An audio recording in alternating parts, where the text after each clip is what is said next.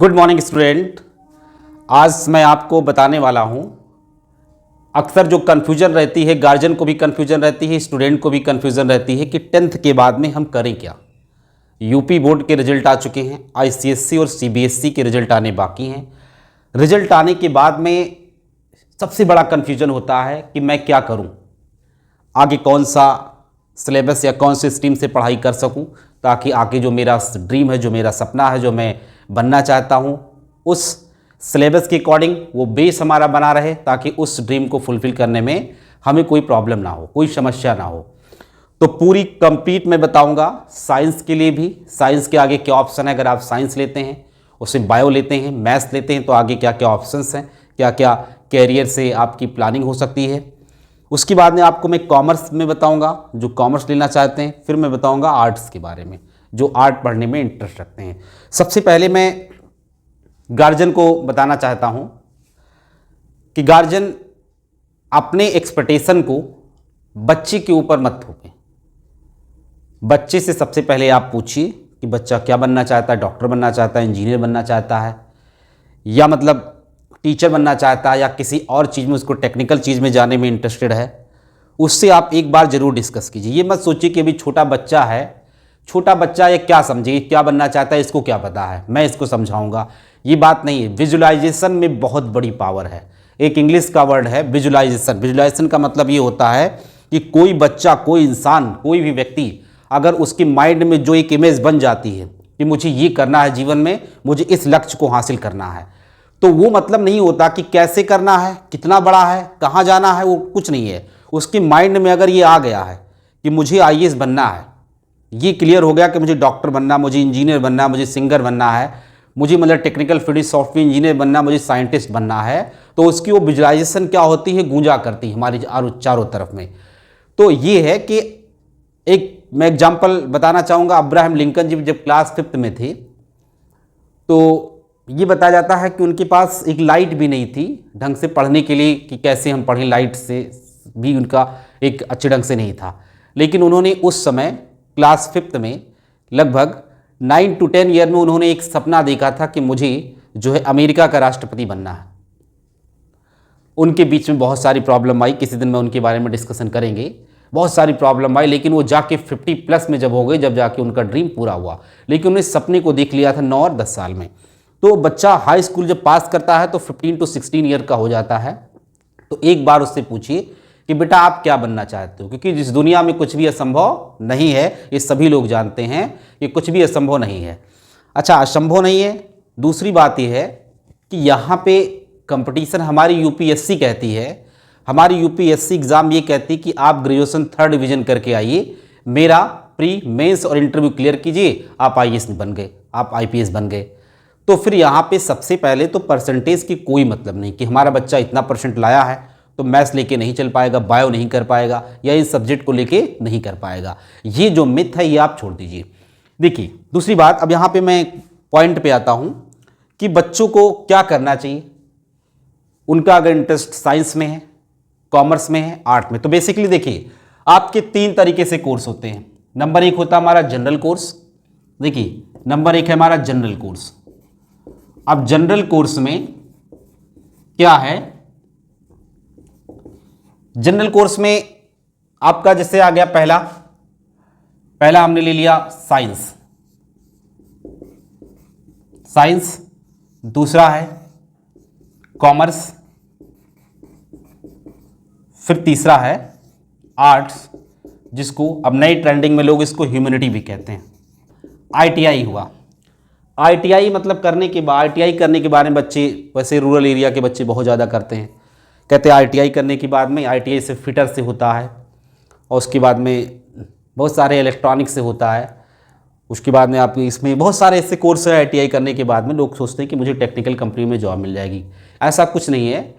अभी जल्दी रेलवे में नौकरी आई है जिसमें 12th पीसीएम प्लस आईटीआई मांगा गया है। तो ये रेलवे वगैरह में 1-2 वैकेंसी होती है जहाँ पे गवर्नमेंट जॉब के लिए बच्चों को प्रेफरेंस दिया जाता है।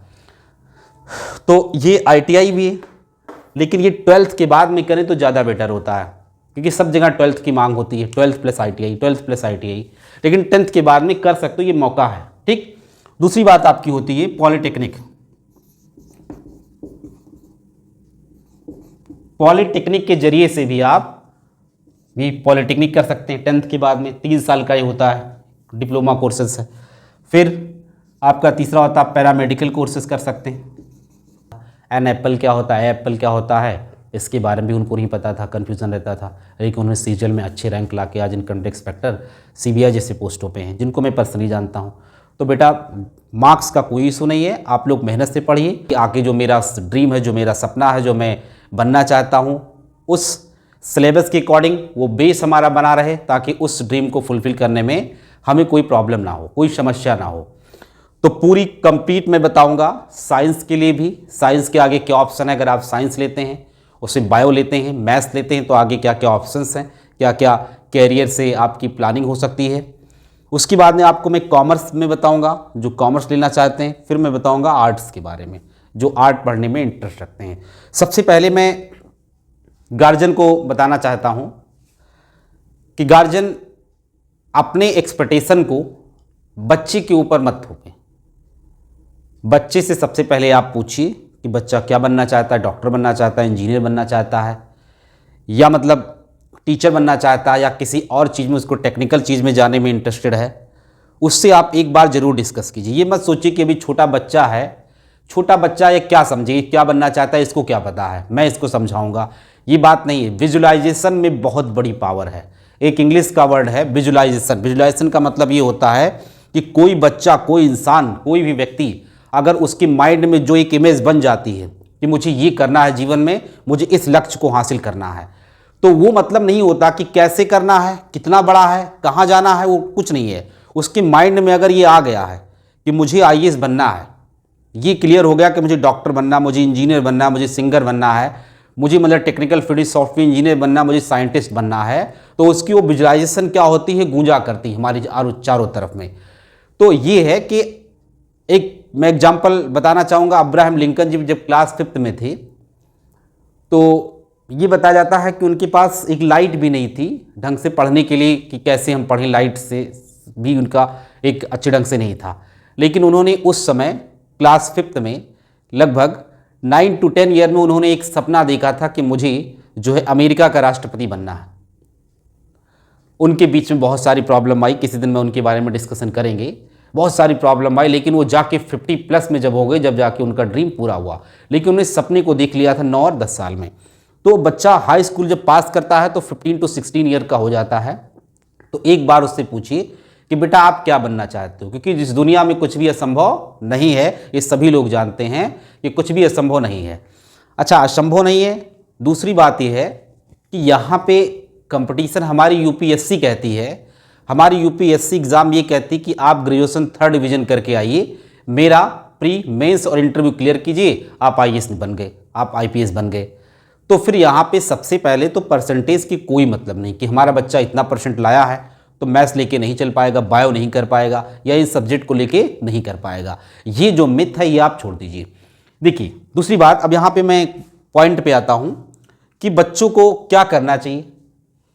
उनका अगर इंटरेस्ट साइंस में है, कॉमर्स में है, आर्ट में, तो बेसिकली देखिए आपके 3 तरीके से कोर्स होते हैं। नंबर 1 होता है हमारा जनरल कोर्स। देखिए नंबर 1 है हमारा जनरल कोर्स। अब जनरल कोर्स में क्या है, जनरल कोर्स में आपका जैसे आ गया पहला हमने ले लिया साइंस, दूसरा है कॉमर्स, फिर तीसरा है आर्ट्स, जिसको अब नई ट्रेंडिंग में लोग इसको ह्यूमैनिटी भी कहते हैं, ह्यूमैनिटी भी नाम इसका दे दिए हैं। ये साइंस मतलब ये विज्ञान, और ये आपका वाणिज्य, फिर आपका ये कला। देखिए ये बेसिकली 3 फील्ड होती है बच्चों को पढ़ने के लिए, ये 3 फील्ड होती है। अब आपका जैसे कहने का मतलब है एक साइंस है। अब साइंस में बच्चा अगर डॉक्टर बनना चाहता है, इंजीनियर बनना चाहता है, साइंटिस्ट बनना चाहता है, या मतलब किसी टेक्निकल फील्ड में जाना चाहता है, तो साइंस उसके लिए बेस्ट ऑप्शन है। अच्छा, अब साइंस में 2 कैटेगरी है। बच्चा 10th पास कर दिया, अब वहां पे उसके पास 2 ऑप्शन है। ध्यान समझिएगा, 2 ऑप्शन है। एक होता है साइंस बच्चे के लिए 2 ऑप्शन है। एक आपका है पीसीएम, और दूसरा है पीसीबी। यहाँ पे बच्चे के क्या होता है कि स्टूडेंट दो ऑप्शन यहाँ पे है, पीसीएम और पीसीबी। इसमें फिजिक्स केमिस्ट्री दोनों कॉमन है, बायोलॉजी अलग है, यहाँ पे मैथ्स अलग है। अच्छा, जिन बच्चों को पीसीएम लेना है, अब पीसीएम अगर आपने कर लिया, एक बात मैं बता, अगर पीसीएम से किसी बच्चे ने 11th 12th पास कर दिया तो दुनिया के सारे रास्ते हैं यहाँ पे, सारे रास्ते, जो भी वो बनना चाहता है, आईएएस आईपीएस इंजीनियर, या बीए करना चाहता है, उसके बाद में बीकॉम करना चाहते हैं, जो भी ये करना चाहता है पीसीएम के बाद में, सिर्फ और सिर्फ डॉक्टर को छोड़कर, मेडिकल लाइन को छोड़कर, बाकी ये दुनिया के जितने भी सारे कोर्सेस होते हैं सब में ये जा सकता है। दूसरी चीज़ पीसीबी है, अगर आपको मेडिकल फील्ड में जाना है, आपको डॉक्टर बनना है, जैसे आपको एमबीबीएस करना है, बीडीएस करना है, या पैरामेडिकल्स कोर्सेज कुछ होते हैं जैसे डीएमएलटी करना है, एलटी करना है, नर्सिंग करना है, बीएससी नर्सिंग करनी है, जो भी आपका मेडिकल फील्ड है ये पूरा उसमें जाना है। देखिए, अब सबसे पहले क्या होता है कि इंटरेस्ट की बात होती है। भाई अगर आपको इंजीनियर बनना है, आपको साइंटिस्ट बनना है, या किसी टेक्निकल लाइन में जाना है तो आपको पीसीएम लेना होगा। दूसरी बार डॉक्टर बनने के लिए आपको बायोलॉजी लेनी होगी। लेकिन यहाँ पे बच्चे और गार्जियन क्या करते हैं, सबसे बड़ी गलती उनकी ये होती है कि इसे बच्चा 10th पास किया तो उसके मैथ्स में मार्क्स कम हो गए। अब मैथ्स में जब मार्क्स कम हो गया तो वो सोचता है कि अब मैथ्स इनकी तो अच्छी है नहीं, अब इनको बायो दिलवा देते हैं। यही सबसे बड़ी गलती हो जाती है, सबसे बड़ी गलती। अगर बच्चा जो है यहाँ पे मैथ्स में वीक है और वीक होने से आपने पीसीबी दिलवा दिया, तो कहा कि भैया पीसीएम से आप इंजीनियर बन दोगे, यहाँ पे नहीं बन पाओगे, तो उसने कहा मैं डॉक्टर क्लियर कराऊंगा, नीट क्वालिफाई करेगा बच्चा हमारा। तो देखो, नीट के लिए अगर आपने ये सोचा कि मैथ्स हमारी वीक है इसलिए मैं बायोलॉजी लूंगा, तो यहाँ पे जो फिजिक्स है, फिजिक्स भी लगभग आपका मैथमेटिकल कॉन्सेप्ट होता है उसमें। जैसे केमिस्ट्री आपने लिया, केमिस्ट्री में 3 पार्ट होते हैं, ऑर्गेनिक केमिस्ट्री और फिजिकल केमिस्ट्री। तो फिजिकल केमिस्ट्री में और फिजिक्स में आपका जो मैथमेटिक्स से रिलेटेड जो न्यूमेरिकल्स है वहाँ प्रॉब्लम हो जाता है, ये बच्चा वहाँ पीछे हो जाता है। किसको? इसको मैथ्स से डर है, वहाँ भी इसको डर सताएगी जरूर। तो आप ये बिल्कुल गलती मत कीजिएगा कि हमारी मैथ्स वीक है तो हम पीसीबी लेके आके नीट क्लियर कर पाएंगे, ये बिल्कुल असंभव है। ठीक, तो ये तो हुआ हमारा पीसीएम का और पीसीबी का। दूसरी बात आती है कॉमर्स का। अगर कोई बच्चा कॉमर्स से पढ़ना चाहता है, जो किसी भी प्राइवेट या कॉरपोरेट सेक्टर में जाना चाहता है, तो कुछ मतलब क्या है कि जैसे इसके जो सब्जेक्ट होते हैं, सब्जेक्ट इसमें होगा हमारा अकाउंटेंसी है, आपको अकाउंटेंसी पढ़ना पड़ेगा, मतलब अकाउंटेंट पढ़ना पड़ेगा। दूसरी चीज यहां पे बिजनेस स्टडीज है, बिजनेस स्टडीज पढ़ना पड़ेगा, बिजनेस स्टडीज है। उसके बाद में आपको इकोनॉमिक्स पढ़ना पड़ेगा, इकोनॉमिक्स। फिर आपको जैसे कुछ बच्चे अगर कॉमर्स आप ले रहे हैं, अगर कॉमर्स में आपको इंटरेस्ट, आप सीए बनना चाहते हैं, एमबीए वगैरह करना चाहते हैं, तो आपके लिए ये ऑप्शन बेस्ट है। आप किसी बड़े कंपनी में आपका सीईओ वगैरह बनने का सपना है, या एमबीए करके बहुत मैनेजर वगैरह बनने का सपना है, तो ये मतलब क्या है, इकोनॉमिक्स है। फिर आपकी मैथमेटिक्स है, मैथमेटिक्स है। उसके बाद में आपकी ये इंग्लिश है। देखिए इंग्लिश है, यहां पे अगर आप कॉमर्स ले रहे हो और कॉमर्स में अगर कॉमर्स विद मैथ ले रहे हो तो ये बहुत अच्छा ऑप्शन है, बहुत अच्छा ऑप्शन है। ऐसे क्या है कि अगर आपने मैथ्स ले लिया तो आगे चल के बीकॉम करने के बाद में या आप बीबीए करने के बाद में आपको एक कैट और मैट जैसे आपका एग्जाम कंडक्ट कराती है ऑल ओवर इंडिया लेवल का। तो कैट में अगर आपका अच्छे रैंक आ गई तो आईआईएम से अगर आप एमबीए करते हैं तो वहाँ पे एक बहुत अच्छी अपॉर्चुनिटी है, बहुत अच्छी अपॉर्चुनिटी है। और उसमें जो मैथमेटिक्स का बंदा होता है, जो मैथमेटिक्स का स्टूडेंट होता है, बहुत ही इजीली क्रैक कर देता है। तो मैंने खुद पढ़ाया है, मैं कॉमर्स विद मैथ के बच्चों को पढ़ाया हूँ जो उन्होंने कैट वगैरह एग्जाम को क्वालिफाई किया है। तो ये मतलब मैंने उन्हीं से सीखा है। बच्चे टीचर से मैंने बात किया तो उन्होंने कहा अगर कोई बच्चा कॉमर्स के साथ में अगर मैथ लेता है तो बहुत बेहतर करता है, बहुत अच्छा करता है। तो ये हुआ आपका ऑप्शन। अच्छा, एक बात और है, बच्चे एक और मिथ रहते हैं, ध्यान समझिएगा। ऐसे कॉमर्स लेने के साथ में कुछ लोगों का ये ड्रीम रहता है कि मुझे बैंकिंग सेक्टर में जाना है, इससे बैंक की नौकरी बहुत आसान मिल जाती है। ना ना, ये सब बात बिल्कुल गलत है। देखिए, मैंने खुद बैंक का एग्ज़ाम दिया है, लगभग 4 to 5 टाइम्स मैंने बैंक एग्ज़ाम को क्लियर किया है। पीओ की एग्ज़ाम भी क्लियर किया है, अल्लाह की राह की इंटरव्यू में नहीं हुआ, और मेरा क्लरिकल में मैंने इंटरव्यू वगैरह भी दिया हूँ। तो मैं जानता हूँ कि वहाँ पे ऐसा कोई मतलब नहीं है कि आप बैंक कॉमर्स से पढ़ के आए हो तो आपको कोई बेनिफिट मिल जाएगा। वहाँ पे आपके 4 सिलेबस आपको मिलेंगे, मैथ्स होती है, इंग्लिश होती है, रीजनिंग होती है, जनरल अवेयरनेस होता है, कंप्यूटर होता है। आप बताइए यहाँ पे कहाँ पे इकोनॉमिक्स आ गया? जो बैंकिंग पढ़नी होती है, जो जनरल अवेयरनेस होती है, उसमें इकोनॉमिक्स होती है। इकोनॉमिक्स आप पढ़िए, बैंक क्या होते हैं, हमारी अर्थव्यवस्था कैसी है, जीडीपी कैसी है, हाँ, तो ये सब सारी चीज़ें जो है यहाँ पे पढ़ना होता है, जो कि आप थ्योरेटिकल पढ़ सकते हो। तो ये बिल्कुल आप मत सोचिए कि अगर मैं कॉमर्स नहीं लूँगा तो मैं बैंकिंग सेक्टर में नहीं जा सकता। आप आर्ट्स से जा सकते हो, साइंस से जा सकते हो, और आप कॉमर्स से भी आते हो। बल्कि आपका साइंस बैकग्राउंड अगर है पीसीएम, तो आपका कंपटीशन बहुत ईजी निकल जाएगा बैंकिंग का। अच्छा, तीसरी बात है ये आर्ट में ह्यूमैनिटी। अच्छा, बहुत सारे भी, मैंने पिछली बार एक सीएमएस के टॉपर को देखा था, जो यहाँ सीएमएस मतलब लखनऊ का सबसे बेस्ट स्कूल में से एक आता है। तो वहाँ का एक बच्चा क्या था कि 10th में उसने 99.5% से टॉप किया था पूरे स्कूल को, पूरे ऑल ओवर स्कूल के, पूरा आईएससी बोर्ड को ही टॉप किया था उसने, आईसीएससी। लेकिन उसने जाके ह्यूमैनिटी ले लिया। उससे पूछा गया तो उसका ड्रीम है यूपीएससी करने का। तो बिल्कुल, अगर आपका कुछ ऐसा ड्रीम है कि मुझे यूपीएससी करना है, तो यूपीएससी के मोस्ट जितने सारे टॉपिक हैं, सिलेबस हैं, सब यहीं से आता है। अच्छा, तो ये मतलब नहीं कि आपने ये लिया तभी यूपीएससी कर सकते हो। इसमें से किसी भी कोर्स को आप कर लीजिए, बीकॉम कर लीजिए, बीई कर लीजिए, बीएससी कर लीजिए, बीसीए कर लीजिए, कोई भी ग्रेजुएशन की डिग्री है तो आप यूपीएससी का एग्ज़ाम दे सकते हो, यूपीएससी जैसे एग्ज़ाम को दे सकते हो। तो ये रहा, मतलब आपको मैंने बताया कि साइंस, कॉमर्स और आर्ट्स के बारे में। आर्ट्स के बारे में आपको पढ़ना पड़ेगा हिस्ट्री, ज्योग्राफी, साइकोलॉजी पढ़ना पड़ेगा, education, sociology, Hindi, English literature, बहुत सारे सब्जेक्ट्स के बारे में यहाँ पे आपको पढ़ना पड़ेगा। चलिए, तो मैंने आपको बताया कि आपके पास 3 स्ट्रीम है, साइंस, कॉमर्स एंड आर्ट। अगर आप इस साइंस से पढ़ते हो तो साइंस, अगर आप पढ़ने में अच्छे पढ़ने हो तो आपको जो साइंस पढ़ना चाहिए। वैसे आपका जो इंटरेस्ट है, आपको कॉमर्स में है, आपको कला में है, तो ऑप्शन सब जगह है। कोई भी, इस दुनिया का कोई भी सब्जेक्ट है, अगर आप अच्छे ढंग से पढ़ लिए तो आपका बेहतरीन करियर हर एक फील्ड में है। अच्छा, दूसरी चीज़ है, उसके बाद में आपका प्रोफेशनल, ये तो जनरल कोर्स हो गया, फिर आपका आता है एक प्रोफेशनल कोर्स। कुछ बच्चे 10th के बाद में प्रोफेशनल कोर्स करना चाहते हैं। अब प्रोफेशनल कोर्स में मैं आप बता देता हूं क्या होता है। प्रोफेशनल कोर्स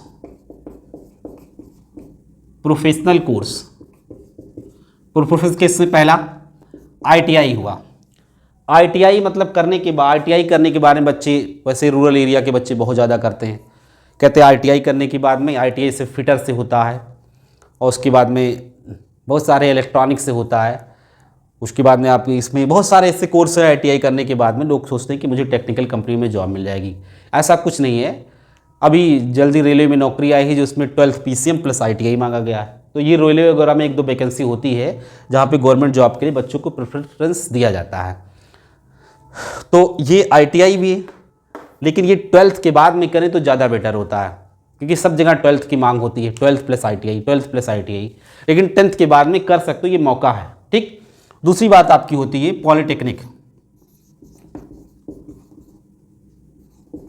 पॉलिटेक्निक के जरिए से भी आप पॉलिटेक्निक कर सकते हैं। 10th के बाद में 3 साल का ये होता है, डिप्लोमा कोर्सेस है।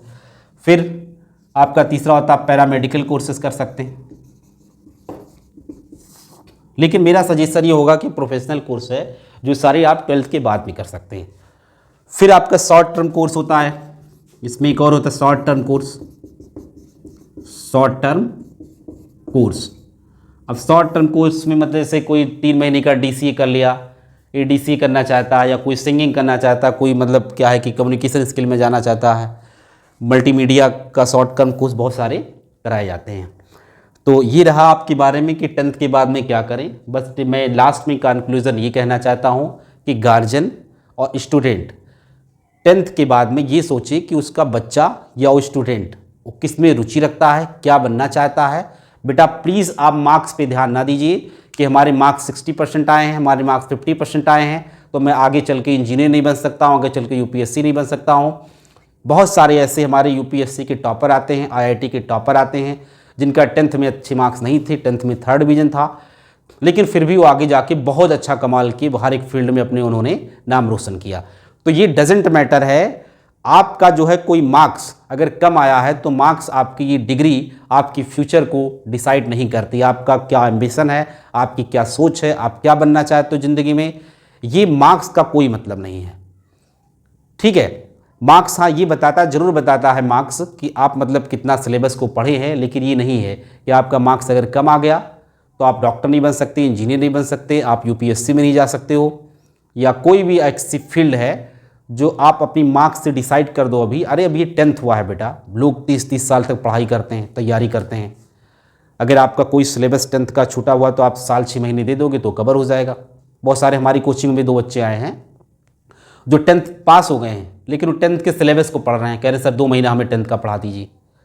तो कुछ ऐसे बच्चे होते हैं कि हाँ ठीक है कोई दिक्कत नहीं है, आप पढ़ना चाहें तो पढ़ सकते हैं। हमारे बहुत सारे ऐसे फ्रेंड हैं जिन्होंने सिलेक्शन लिया सीजीएल जैसे एग्ज़ाम में, जिनका बेसिक बहुत ही ख़राब था। एन एप्पल क्या होता है, एप्पल क्या होता है, इसके बारे में भी उनको नहीं पता था, कन्फ्यूज़न रहता था, लेकिन उन्होंने सीजीएल में अच्छे रैंक ला के आज इनकम टैक्स इंस्पेक्टर सीबीआई जैसे पोस्टों पे हैं, जिनको मैं पर्सनली जानता हूँ। तो बेटा मार्क्स का कोई इशू नहीं है, आप लोग मेहनत से पढ़िए और जिसमें आपका दिल का है, जिसमें